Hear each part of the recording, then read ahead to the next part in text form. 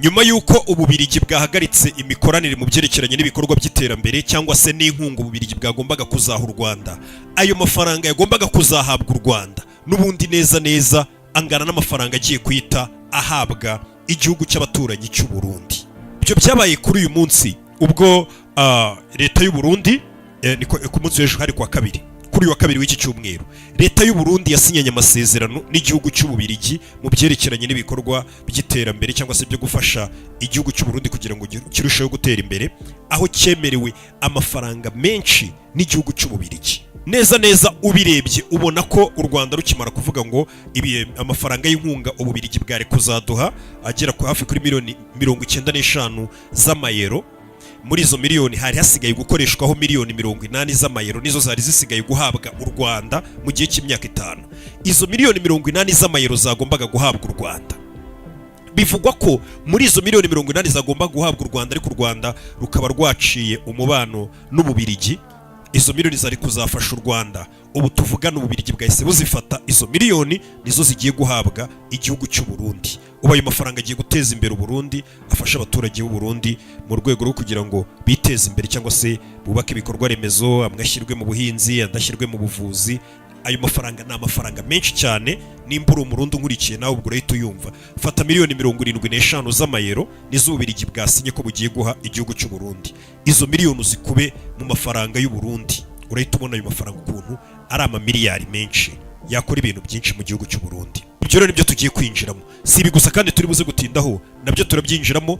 Ariko ubu tuvugana igihugu cy'Ubwongereza nacyo cyamaze guhamagaza ambasaderi w'u Rwanda kugira ngo asobanure ibiri kuvugwa ko u Rwanda ruri guteza umutekano muke, cyangwa se u Rwanda rufite abasirikare muri Kongo n'iyi ntambara yose iri mu burasirazuba bwa Kongo. Bivuze ngo n'Ubwongereza nabwo bumaze iminsi kandi mubibona bwamagana, buvuga ati u Rwanda kuba rushyigikiye cyangwa se rukorana M23 ntabwo tubishyigikiye. Ibyo nabyo ndaje tubyinjiraho twitonze.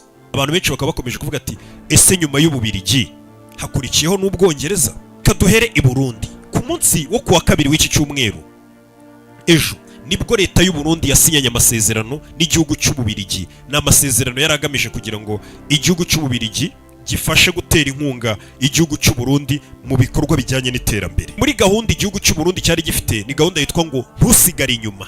Ni gahunda yo kugira ngo igihugu gitere imbere. Iyo gahunda i Burundi, leta y'u Burundi yise ngo ntusigare inyuma, niyo gahunda Ububirigi bugiye gushoramo ayo mamiliyari mu mafaranga y'u Burundi. Se nanone iyo projet cyangwa se icyo gikorwa cyo gutera inkunga Burundi basinyanye amasezerano Ububirigi n'u Burundi ko bagiye gukorana mu gihe kingana n'imyaka 5, Ububirigi bufasha u Burundi muri uwo mushinga witwa ngo ntusigare inyuma. Mu gihe bivugwa ko mu Rwanda amafaranga Ububirigi bwari busigaje gutanga muri iki gihe cy'imyaka isigaye igera ndakeka ni 4, nimba ntibeshye, u Rwanda rwari rusigaje imyaka 4 ndakeka rukorana n'Ububirigi n'imyaka 4. Hari hasigaje guhabwa u Rwanda miliyoni 80 z'amayero. Nufata izo miliyoni 80, u Burundi bahise babwemerera mu miliyoni 75 z'amayero, nizo zahawe uwo mushinga witwa ngo ntusigare inyuma w'Abarundi. Bivuga ko nanone ngo uwo mushinga witwa ngo ntusigare inyuma washowemo amafaranga n'igihugu cy'Ububirigi, ngo ni umushinga ahanini uzaba uri gukorerwa ahitwa mu Kibitoki. Ni mu gace cyangwa se ubwo ni mu Burundi. Abari mu Burundi murahumva, n'abari mu Rwanda mwagiye i Burundi murahazi. Niho uwo mushinga uzaba uri gukorera witwa ngo ntusigare inyuma. Ndetse nanone uwo mushinga ukorere n'ahitwa ngo mu Kirundo ni mu buseruko nyine bw'igihugu cy'u Burundi. Nanone ubwo bavuganaga n'ubuyobozi bw'Ububirigi, ubuyobozi bw'Ububirigi bwatangaje ko ngo ari igikorwa kibanejeje kuba bagiye gukorana n'u Burundi, ndetse ari gahunda bari bamaranye igihe kinini yo kugira ngo bakorane n'u Burundi, kugira ngo n'umubano w'Ububirigi n'u Burundi urusheho kuba wamera neza kurushaho. Bikaba bivugwa ko ngo aya mafaranga ahawe u Burundi cyangwa se umushinga ugiye gukorerwa i Burundi wo kugira ngo witwa ngo ntusigare inyuma, ahanini ari amafaranga agiye gushorwa mu kugira ngo abaturage b'Abarundi bakeneye bari hanyuma y'abandi babandi bari hasi badafite amafaranga cyangwa se badafite ubuzima bwiza n'imibereho myiza, abo ari bo baheraho babaha kuri ayo mafaranga cyangwa se babateza imbere kugira ngo nabo bave mu bukene. Bivuga ko abantu bakennye cyane mu Burundi ari bo aya mafaranga hari nagiye kwibandaho akoreshwaho kugira ngo ntihagire usigara inyuma, kuko uyu mushinga n'ubundi witwa ngo ntusigare inyuma. Senga ayo mafaranga nanone azafasha cyane abagore ndetse n'urubyiruko, urwaruka. Ndetse by'umwihariko ngo ayo mafaranga ni amafaranga yo kugira ngo intara ya Kirundo na Kibitoki zongererwe imbaraga cyangwa se zongererwe iterambere.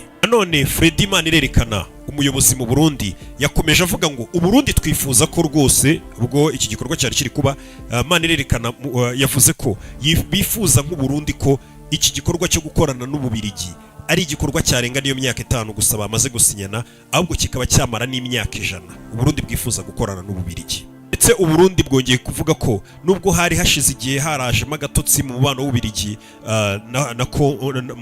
n'Uburundi, ariko biteguye ko Ububirigi ubu ngubu bugiye kuba buri mu bihugu bimwe byemera cyangwa se bikorana n'Uburundi bya hafi, cyane cyane mu byerekeranye no guterana inkunga no gufashanya. Ndetse uyu muyobozi w'Uburundi yakomeje avuga ngo hari igihe kigeze kugera ibibazo ku buryo umubano wari kuzanahagarara burundu hagati y'Uburundi ndetse na Belgique cyangwa se Ububirigi, atari kineza yaraganje. Ubu ngubu Ububirigi tubanye neza n'Uburundi, ndetse bigiye kubera inyungu by'umwihariko abaturage b'u Burundi bagiye kubyungukiramo cyane, kuko Ububirigi buhaye amafaranga menshi muri iki gihe kingana n'imyaka 5 igihugu cy'u Burundi bagiye gukorana.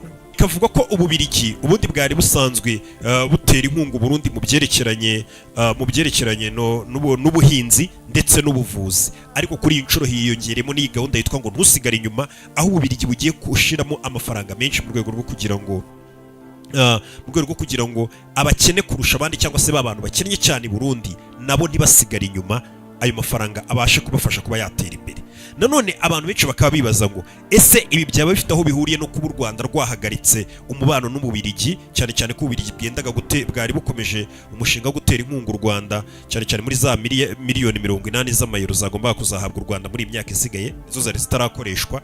Nanone abantu bakavuga bati Ububirigi bwari bufite abakozi, urumva Ububirigi bwo guteye inkunga cyangwa se n'ibindi bihugu, iyo mishinga nk'iyo ngibi hari Ababirigi nyine bahita baza bavuye mu Ububirigi kugira ngo bakurikirane ikoreshwa ry'ayo mafaranga baba bakora muri iyo mishinga n'ibiki. Atese nabyo byaba biri nko mu rundi rwego rwo kugira ngo n'ubundi abakozi bakoraga mu Rwanda b'Ababirigi n'ubundi kuko gukorana n'u Rwanda bitagikomeje, baba bagiye kuhita bajya gukorera mu gihugu cy'u Burundi kuko ari hafi, n'ubundi ubuzima bakahita bukomerezayo n'akazi kabo badahombye akazi. Buriya rega igihugu gihagaritse inkunga nka kuriya USAID wabonye ihagaritse inkunga mu bihugu byinshi, cyane cyane ni na muri Afurika, buriya na leta y'Amerika abakozi ba Amerika babihomberamo, abakozi bose ba USAID bahita babihomberamo, ugasanga ibintu birabacanze.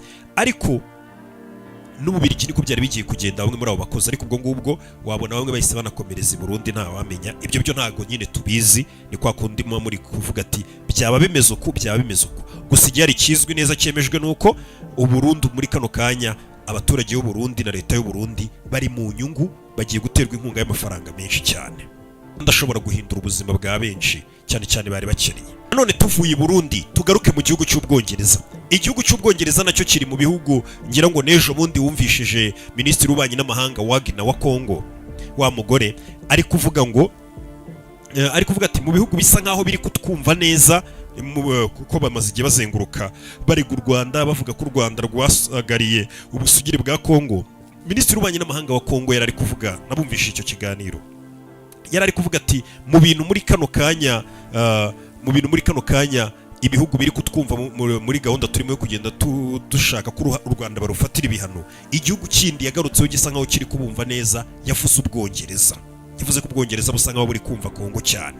Nanone nyuma yaho uyu mutwe wa M23 umaze iminsi ugenda uzenguruka ufata hirya no hino, ndetse naho turaza kuhagera mu kiganiro kiri bukurikiraho, bamaze kugera bafata n'ibiri kubera Bukavu muri kano kanya byiriwe bihaba, ngira ngo mwigeze gusa nk'ababyumvaho.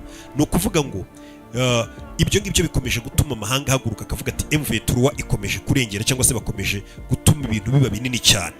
Ni muri urwo rwego muri iki gitondo Perezida Minisiteri y'Ububanyi n'Amahanga y'igihugu cy'Ubwongereza, Minisiteri y'Ububanyi n'Amahanga y'igihugu cy'Ubwongereza yahamagaye uno mugabo ambasaderi w'u Rwanda mu Bwongereza kugira ngo yitabe asobanurire Minisiteri y'Ububanyi n'Amahanga ibikomeje kuvugwa ko ku Rwanda barurega, u Rwanda barusabira ibihano, u Rwanda bavuga ko rwasagariye ubusugire, bavuga ko u Rwanda rufite ingabo mu gihugu cya Kongo arizo ziri gusagarira ubusugire bw'igihugu cy'abandi.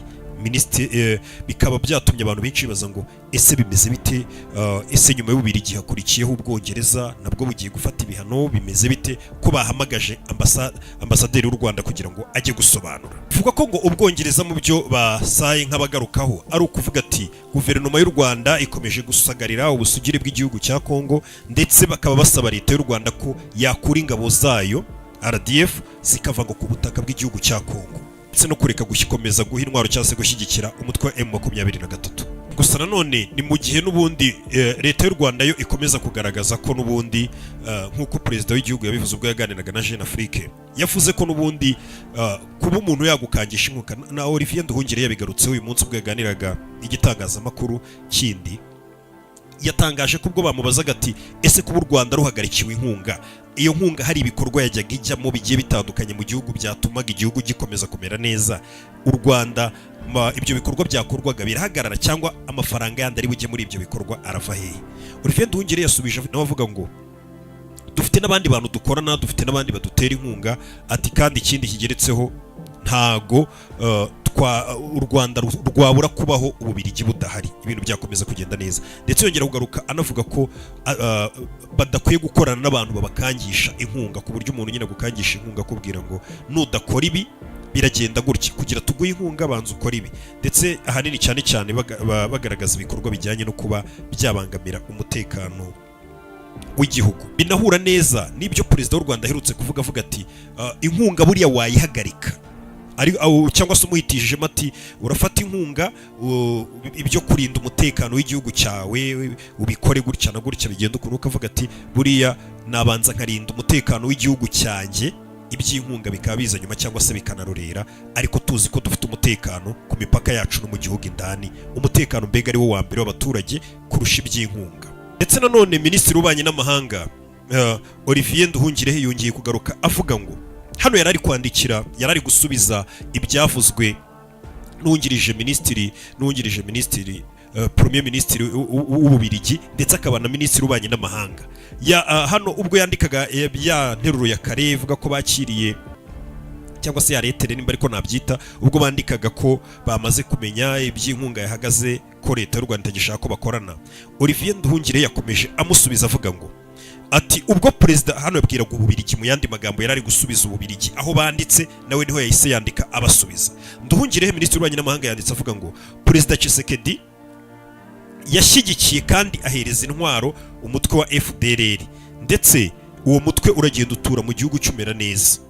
Ububiligi bwarabibonye ariko nta kintu mwabikozeho ubwo mwabonaga Kongo iri guha intwaro umutwe wa FDLR. Ndetse nanone Tshisekedi ubwo hano Nduhungire akomeje kubwira Ububiligi, ndetse Nduhungire yakomeje abwira Ububiligi avuga ngo ubwo Tshisekedi yajyaga ku Karubanda agasubiramo ko azakuraho perezida cyangwa se azakuraho guverinoma y'u Rwanda, agaturitsa ibisasa akabyohereza i Kigali atiriwe yohereza abasirikare ku butaka bw'u Rwanda, Ububiligi mwaramwumvishije Tshisekedi abivuga cyane, ariko mwaricecekeye ntacyo mwabivuzeho. Nanone Nduhungire yakomeje abwira Ububiligi ababwira ati ubwo perezida Tshisekedi yakoreshaga amamiliyari n'amamiliyari y'amadolari agura intwaro zihambaye cyane, agura amadrone yo kuzataka urugamba rwo kwataka u Rwanda, agura zino ndege z'indwanyi mwarazibonye zino za fighter jets, ibyo byose ari ukugira ngo agere ku mugambi we yirirwaga avuga wo kuzakuraho guverinoma y'u Rwanda. Ndetse afata abasirikare bagiye batandukanye abahuriza hamwe. Icyo gihe nibwo yafashe abasirikare biwe ba FARDC abahuza na ba Wazalendo, ya mitwe yaho ngaho yo muri Kongo, abahuza na FDLR yasize ikoze genocide mu Rwanda, abahuza n'igisirikare cy'u Burundi, abahuza n'ingabo za South Africa, ndetse yongeraho n'abacancuro b'abanyaburayi bari aba mercenaries bari barije muri Kongo. Bose intego bari bafite n'imwe, niyo gukuraho ngo guverinoma y'u Rwanda. Nanone akomeza avuga ngo Ububiligi ibyo byose mwari bubizi ariko nta kintu mwigeze mubikoraho, mwaricecekeye. Aha ni n'u Rwanda ruri kubwira Ububiligi, cyangwa se Minisitiri w'Ububanyi n'Amahanga abwira Ububiligi yari ari kubasubizaho bari banditse nawe abasubiza. Ndetse yakomeje avuga ati ubwo FARDC n'iriya mitwe yitwaje intwaro yo hariya muri Kongo bicaga abantu ku manywa y'ihangu, bakica abanyekongo b'abatutsi muri Kivu y'Amajyaruguru, bakica abanyamurenge mu majyepfo muri Kivu y'Amajyepfo, bakica muri Ituri naho bakica abantu. Icyo gihe Ububiligi mwarabimenye, ababivuga kuko abizi ko ababirigi babimenyeshejwe nyine, ntabwo yavuga ngo mwarabimenye muraceceka, mwari mubizi amakuru mwarayahawe yuzuye, ariko n'ubundi mwacecetse cyangwa se mwahisemo kwirebera ku ruhande mwigira nk'aho ibyo mutabibonye. Umve, ibi byose nibyo u Rwanda rwabwiye ububirigi, ndetse ari naho yagaragaje ko biriya byose banditse kare bagaragaza ko imikoranire bagiranye yakomeza ikagirira akamaro abanyarwanda n'ibindi nk'ibyo ngibyo, ndetse umubano w'imikoranire n'ubwo bawuhagaritse ngo bagomba kuwuhagarika kinyamwuga, Minisitiri Nduhungirehe yabyise uburyarya bw'ababirigi. Ndetse nanone akomeza hepfo agaragaza yuko bwira ububirigi ababwira ati ubwami bw'ababirigi ntabwo ari bwo bwita ku mibereho myiza y'abaturage b'u Rwanda, ababikora ahubwo bita ku mibereho myiza y'u Rwanda, ni guverinoma y'u Rwanda niyo yita ku mibereho myiza y'abanyarwanda, ntabwo ari ububirigi. Akomeza avuga ati iyaba ububirigi koko bwita ku nyungu z'abaturage b'u Rwanda nk'uko muri kubyivugisha ngo abaturage b'u Rwanda mwigeze kubibona ngo ntibazabihomberemo, ngo twizere ko batazabihomberamo, uyu minisitiri yakomeje avuga ati nimba koko mwitaye ku nyungu z'abaturage b'u Rwanda, ntabwo ububirigi bwakabaye bwirirwa buzenguruka hirya no hino mushyira igitutu ku bihugu mukorana n'abandi bafatanyabikorwa banyu, mubasaba kugira ngo barekeraho gukorana n'u Rwanda mu bikorwa bijyanye n'iterambere, cyangwa se mubuza ibindi bihugu gutera inkunga u Rwanda. Ati ibyo ni uburyarya. Nanone kandi yasoreje ku ijambo rimeze nk'aho mu kinyarwanda babyita inyuro, gucyurira umuntu ikintu kibi aba yarigeze kugukorera. Minisitiri w'Ububanyi n'Amahanga yasoje ibyo yandikiraga Maxime Prévost, yarari kumusubiza kuri X avuga ngo icya gatatu, u Rwanda n'amateka bizi neza uko ubwami bw'ababirigi buri gihe musanzwe mwitwara iyo bigeze mu kuba mwarwana ku munyarwanda cyangwa se mwamurengera, uko mubigenza murabizi. Impamvu ino nyuro, kano kantu twakita nk'inyuro, nuko hari igihe abanyarwanda bari bakeneye ubufasha bw'ababirigi bari kwicwa bameze nabi, ariko icyo gihe ababirigi barahagurutse barigendera. Ibyo byose murabizi ibyo ababirigi bakoze. Niyo mpamvu hano Minisitiri w'Ububanyi n'Amahanga yameze nk'ucyurira ubirigi avuga ati ikindi amateka n'u Rwanda turabizi neza ku bwami bw'ababirigi, tuzi uko musanzwe mwitwara iyo bigeze mu kuba mwarwana ku muturage w'umunyarwanda cyangwa se kurengera umuturage w'umunyarwanda, uko mubigenza turabizi. Barigendera bagasiga abantu bari kwicwa, nicyo yashaka kuvuga, kuko byabaye, mbega nibyo yari ari kubacyurira. Ubwo impamvu aka kana aba yakanazemo nyine ni ukubera ko yabonye hari ukuntu ririya jambo ryanditswe n'ububirigi karenageze kuri babwira, cyangwa se uburyo Minisitiri w'Ububanyi n'Amahanga w'ububirigi yari yavuze, hari akantu yashyizemo nyine, nubwo hano bakisa uburyarya ko kuvuga ngo twizere ko bizagenda neza kugira ngo abaturage b'u Rwanda batabihomberamo ibyo kuba imikoranire y'iterambere ihagaze, ku buryo nyine nk'umuturage w'u Rwanda yahita avuga ati ububirigi kuko buradukunda butwitayeho, burahangayitse ko leta ishobora gutuma bw'inkunga ihagaze tumererwa nabi. Mbega niyo mpamvu hano ubona bagashyizemo bavuga ati ibyo bintu ni uburyarya. Twagiye tubona uko bigenda iyo bigeze ku kintu cyo kurengera abanyarwanda. Ibuka gukora subscribe aho hasi, dukomeze twubaka umuryango mugari wa Rock Entertainment, ndetse mboneraho no gufata umwanya ngo nshimire buri muntu wese wakoze subscribe kuri YouTube channel yanyu, ndetse mwajya muduha n'ibitekerezo muri comment icyo twahindura, ibindi twakongeramo cyangwa se ibyo twakora, cyane ko channel ni yanyu. Siko bimeze se? Ndaje mu kanya dukomeze turebe ubundi M23 abasirikare bari hariya bari kurwana bagezeye bafata ko bari bakomeje kugenda bamanuka hirya no hino. Ndaje nabyo tubicemo mbere yuko turyama. Ciao ciao. Wari wahura n'umuntu wa nyawe ariko ugufasha kurotora inzozi zawe no kwisobanukirwa, reka nguhuze nawe sasa. Hamwe na Rama Travel ubu ngubu wajya gukorera akazi muri Canada kandi ukajyana n'umuryango wawe niba wubatse. Babigufashamo biroroshye cyane. Rama Travel bagufasha gukora application ya visa, bakagushakira amasezerano y'akazi n'icyangombwa cyo gukorera muri Canada. Ibi bintu birizewe kurushaho, ariko niyo kubona visa bidahise bikunda, amafaranga yose watanze muri iyi nzira urayasubizwa uko yakabaye. Dufite ibigo bitanga akazi muri Canada dukorana nabyo ku buryo utinzwa no applyinga gusa. Ariko uretse n'ibyo, turi no gufasha abantu bashaka gutembera no kwiga mu bihugu bitandukanye bya Asia, Uburayi na Australia.